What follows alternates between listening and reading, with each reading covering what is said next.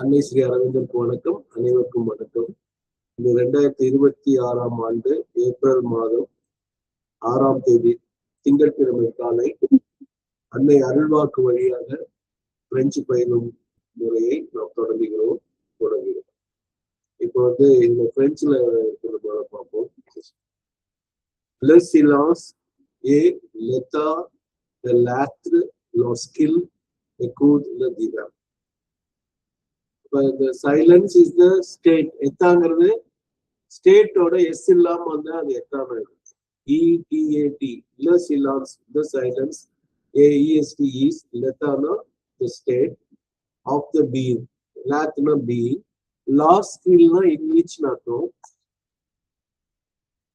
வென்ங்கிற அர்த்தம் வந்து when it listens to the divine.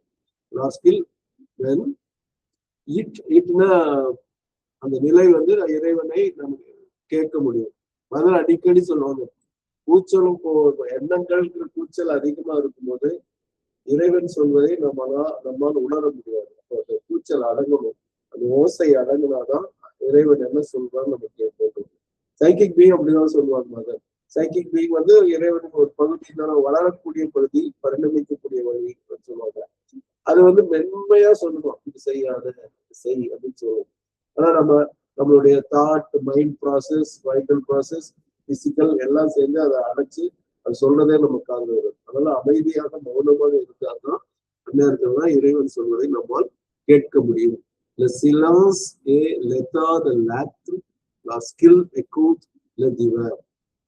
இதோட English silence, the condition of the being when it listens to the divine. எங்களுக்கு தமிழ்ல பண்ணும்போது மௌனம் என்பது தெய்வீகத்தை கேட்கும் ஒரு நிலை. இந்த எத்தாங்கிறது நிலைதான். ஓகே, மீண்டும் ஒரு முறை French. Le silence est l'état de l'être lorsqu'il écoute le divin. Merci beaucoup à tous. Merci à la mère. Merci à Shri Aurobindo.